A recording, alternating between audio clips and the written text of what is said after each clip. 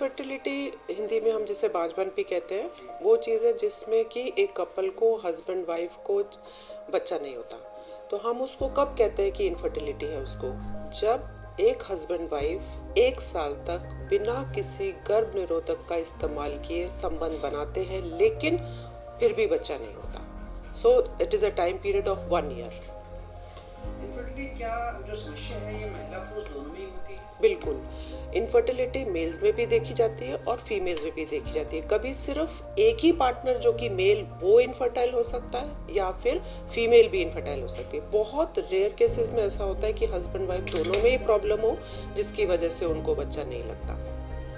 क्या आम बीमारी है या आम लोग को होता है, कॉमन प्रॉब्लम है? वैसे तो ये कॉमन प्रॉब्लम नहीं है, बट आजकल के सिनेरियो में क्योंकि स्ट्रेस फैक्टर बहुत बढ़ रहा है, फीमेल्स आजकल 30 साल तक जॉब करना चाहती है, पढ़ना चाहती है, तो वो बच्चा नहीं चाहती है, तो एज फैक्टर भी बढ़ रही है। उसको देखते देखते ये इनफर्टिलिटी की प्रॉब्लम बढ़ रही है। अगर हम 20 से 30% के अंदर माने तो ये 12.6% है। अगर हम ओवर 30% जाए तो ये और बढ़ती है 13.6%। तो जैसे जैसे एज बढ़ती जाएगी ये इनफर्टिलिटी की समस्या बढ़ती जाएगी। इसके क्या प्रमुख कारण होते हैं? देखो, अब जैसे हमने उसको डिवाइड किया कि मेल्स में भी हो सकता है, फीमेल्स में भी हो सकता है, तो सबसे पहले अपन मेल फैक्टर की बात करते हैं कि मेल के अंदर बेसिकली क्या चीज़ है जो बच्चा लगाती है। वो है मेल के शुक्राणु या जिसे हम स्पर्म कहते हैं। तो स्पर्म की ही प्रॉब्लम होती है मेनली, एक तरीके से मेनली कि स्पर्म बने ही ना किसी वजह से। जैसे बचपन के अंदर उनको मम्स हो गए, उसकी वजह से वो वायरल इन्फेक्शन है, मम्स की वजह से वो सीधा उस पर इफेक्ट करता है ऑर्गन पे अपने, और वो स्पर्म्स बना ही नहीं। फिर साइमल्टेनियसली एक ही हो सकता है, बन तो रहे लेकिन कहीं रास्ते के अंदर कोई ब्लॉक आ रहा है जिसकी वजह से वो बाहर निकल नहीं पा रहे हैं। संबंध बन रहा है लेकिन वो बाहर नहीं निकल पा रहे हैं, तो वो ऑब्स्ट्रक्शन की वजह से हो सकता है। कभी कभी स्पर्म्स के अंदर जो बेसिकली उनका जो स्ट्रक्चर होता है वो अच्छा नहीं होता, वो एबनॉर्मल स्पर्म्स होते हैं, देख लुक वाइज बनावटी। कभी कभी उनकी जो मोटिलिटी होती है, क्योंकि स्पर्म्स कहाँ छूटते हैं, औरत के नीचे वेजाइना में, सर्विक्स के पास, वहाँ इंटरकोर्स होता है, तो वहाँ से जो शुक्राणु होते हैं वो all the way through the uterus वो ऊपर चढ़ते हैं, और वो जो ट्यूब्स होते हैं जिन्हें कि हम आम भाषा में नल कहते हैं, वहाँ तक पहुँचते हैं। तो अगर स्पर्म्स की मोटिलिटी नहीं है, मोटिलिटी बहुत कम है, 5% 10%, तो वो ऊपर अपने जगह जहाँ उनको ट्यूब में पहुँचना है, जहाँ अंडा है, वहाँ तक पहुँचेंगे ही नहीं। तो इसलिए तो मेल के अंदर फैक्टर्स ये हो गए।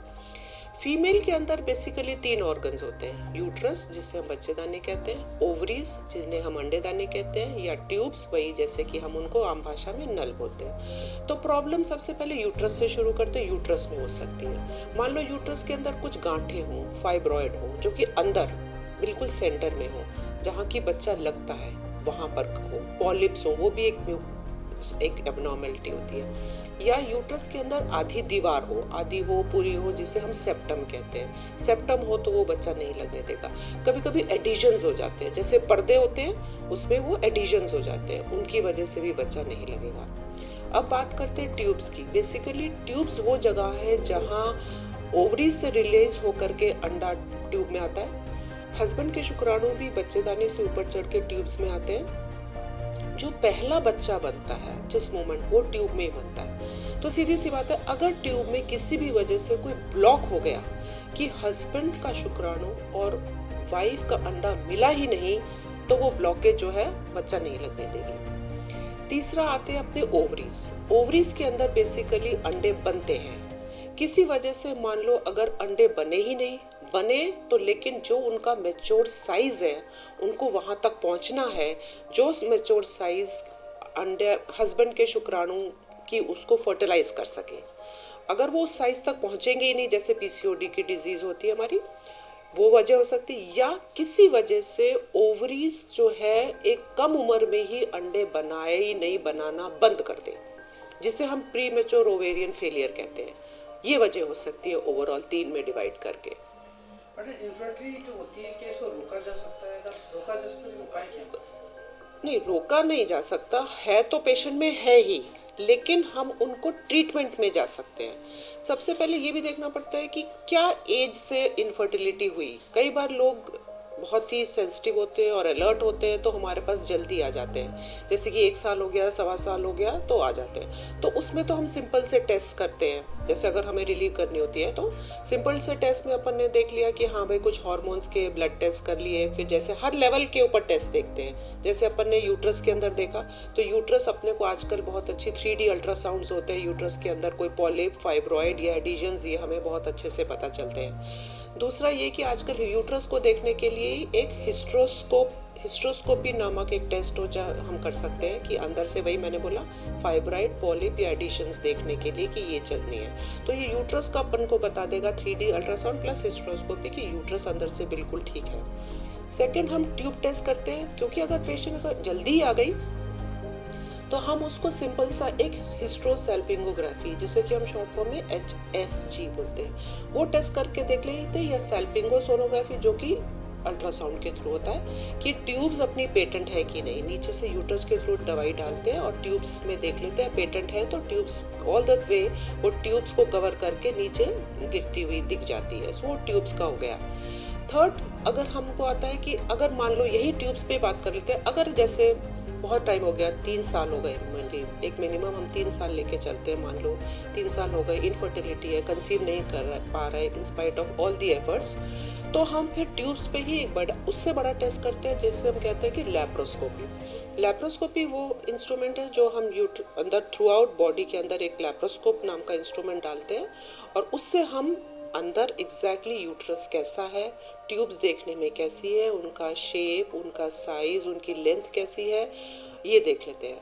प्लस उसके साथ साथ हम नीचे से एक डाई टेस्ट करके देख लेते हैं, सिमिलरली जैसे HSG था कि हमने डाई अंदर डाली, वो ऑल द वे यूट्रस से होती हुई ट्यूब्स को पूरा कवर करती हुई, और मेथिलीन ब्लू करके डाई है, वो नीचे अगर हमें ड्रॉप होती हुई दिख गई तो दैट मीन्स ट्यूब्स ओपन है, बट वो हम वेट करते हैं at least 3 years of infertility. Lastly अगर हम ओवरीज की बात करते हैं तो ओवरीज में अंडा बनना देखना है कि अंडा बनना है या नहीं बन रहा, क्योंकि ओवरीज का काम वहीं पर ही है कि अंडा बनाना। तो उसके लिए सिंपल है सोनोग्राफी।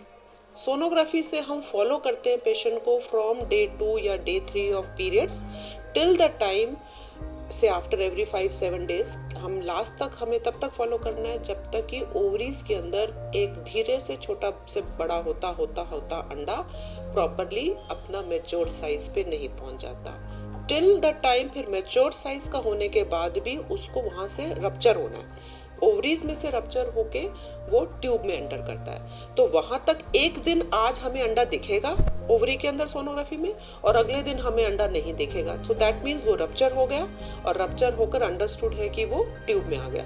ट्यूब्स इतनी छोटी स्ट्रक्चर है कि उसके अंदर वैसी ट्यूब्स छोटी है, जो एग बन के ट्यूब में एंटर किया वो और भी छोटा है, तो ट्यूब्स में हमें नहीं दिखेगा, ना ट्यूब्स दिखेंगी तो उसके साथ साथ हमें वो भी नहीं दिखेगा कि अंडा ट्यूब के अंदर एंटर कर गया है।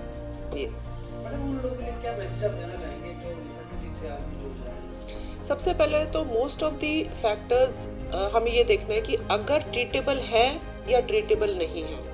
ट्रीटेबल में वो है कि सिंपल से हमने थोड़ा सा छोटा मोटा ऑपरेशन कर दिया, जैसे हमने क्या कहते हैं ट्यूब्स के अंदर कोई अगर ब्लॉकेज है तो हम ट्यूबल कैनुलेशन कर लेते हैं, तो उससे ट्यूब का ब्लॉकेज खुल जाता है। कई बार नहीं खुल सकता तो वो अलग बात है। जो नई चीजें हो सकती जो ट्रीटेबल नहीं है वो साइड में रखते हैं पहले। जो ट्रीटेबल है जैसे यूट्रस के अंदर एडिशंस हैं तो वो हम हिस्ट्रोस्कोपी के थ्रू इंस्ट्रूमेंट से उनके कट कर सकते हैं। फाइब्रॉइड है वो भी रिमूव हो सकता है। सिमिलरली सेप्टम है वो भी कट सकता है। तो ये तो ट्रीटेबल यूट्रस के अंदर आ गए। ओवरीज के अंदर अगर अंडा नहीं बन रहा तो हम फिर टैबलेट्स देते हैं। टैबलेट से भी अगर अंडा नहीं बन रहा then followed by tablets plus हमारे पर इंजेक्शंस आते हैं जो कि अंडा बना सकते हैं, तो वो हम टैबलेट्स दे के देखते हैं। और यूट्रस में हो गया, ओवरीज में मैंने बता ही दिया टैबलेट्स देते हैं, और ट्यूब को हम खोलने की कोशिश करते हैं अगर ट्यूब ब्लॉक है तो। ये तो हम ट्रीटमेंट कर रहे हैं अगर ट्रीटेबल है। कई केसेस में ऐसी चीजें मान लो ट्यूब्स ब्लॉक है और ट्रीटेबल नहीं है, कैनुलेशन करके देख लिया, या फिर कुछ फैक्टर्स ऐसे होते हैं जो अनएक्सप्लेन्ड होते हैं। सब कुछ ठीक है, ट्यूब्स खुली हुई है, ओवरीज अंडा बना रहा है, यूट्रस बिल्कुल ठीक है, फिर भी नहीं आता, तो वो कपल अनएक्सप्लेन्ड इनफर्टिलिटी में आता है। फिर अगर ये डिपेंड करता है कपल से, अगर जैसे 4-5 years हो गए या 3 years ही हो गए या डिपेंड करता है 7 years हो गए, ये कपल के ऊपर डिपेंड करता है, तो फिर फाइनल स्टेज में हम फिर आईवीएफ में जाते हैं। आईवीएफ इज जिसे कि हम टेस्ट ट्यूब बेबी कहते हैं या परखनली शिशु कहते हैं, क्योंकि उसमें बेसिकली ट्यूब्स अवॉइड हो जाती हैं। हम बाहर ही अंडा निकालते हैं, हस्बैंड के स्पर्म लेते हैं, उनको मिलाते हैं और डायरेक्टली यूट्रस के अंदर रख देते हैं, प्रोवाइडेड अपना यूट्रस बिल्कुल ठीक हो, जो ऑर्गन बच्चे को, एम्ब्रियो को एक्सेप्ट करना है। That is how we go ahead. ठीक है, thank you. Bani Park heart and EECP general hospital US FDA व अमेरिकन हार्ट एसोसिएशन द्वारा अनुमोदित राजस्थान का प्रथम अंतर्राष्ट्रीय मापदंडों के अनुसार हार्ट अटैक के मरीजों का बिना सर्जरी, बिना भर्ती किए ईईसीपी द्वारा अत्याधुनिक इलाज।